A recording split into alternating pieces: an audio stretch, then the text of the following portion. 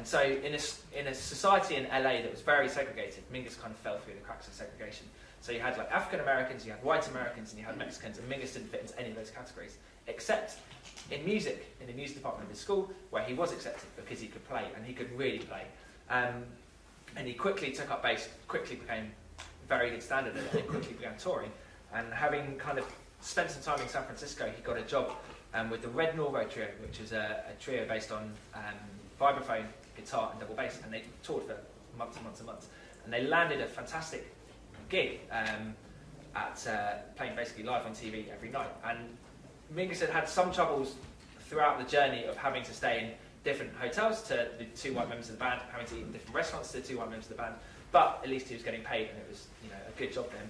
Until they landed this TV job, and after the first week, the producers of the TV show said that they needed an all-white band to do the show, and Mingus didn't fit in, so Mingus got fired from this trio and had to go back to San Francisco to kind of find work elsewhere. And obviously, as a musician who kind of felt that music was the society in which he was accepted, and a pretty angry guy at that, he was fuming afterwards. And his reaction was to kind of form his own band and kind of include any race, any kind of culture, and as long as they could play and they could play with him, he was the only, they were there for him. And so that was kind of where Mingus's music kind of started from this experience. And this is a tune off the album Mingus, Mingus, Mingus, Mingus, and it's entitled Freedom.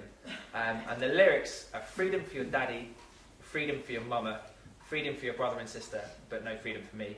And then freedom for your daddy's daddy, freedom for your mama's mama, freedom for your brother and sister, but no freedom for me. The melody's pretty simple. Anyone who participated in the jazz workshop, I sent this in advance for you to listen to, so you can sing. And I think we did a survey early on about how up for singing you guys were, and I think it was a 10. So, so that'll be good. So this is our penultimate tune, and this is called Freedom. It's going to feature David Lowgy on spoken word and on trombone, and these are kind of some of Mingus's slightly jumbled thoughts that he also adds to the beginning of the album.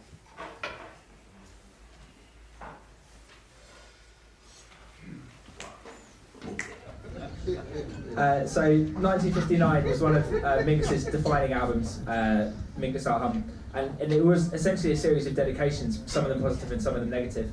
And this was a dedication to Orville Forbes, who was the governor of Arkansas during the incident with the Little Rock Nine. Mingus wrote a kind of scathing composition about kind of the way that Orville Forbes was kind of handling segregation or the kind of proposed integration in the schools, specifically in the town of Little Rock. Just to draw your attention to some of the nuances of Mingus's writing, I don't know how many people in the room have checked him out. Some people are really into him, but for those who are kind of listening to him for the first time, he's almost Wagnerian in a way. He uses small melodies to paint pictures of emotions about people, and kind of uses snippets of musical fragments all the way through.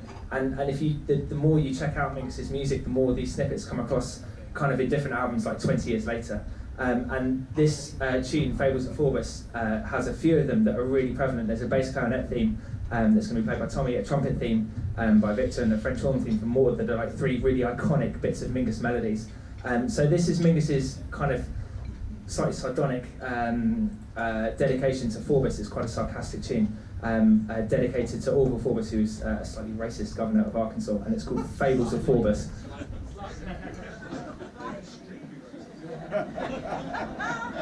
What did we talk about with heckling speakers? Correction! Big quarter stuff.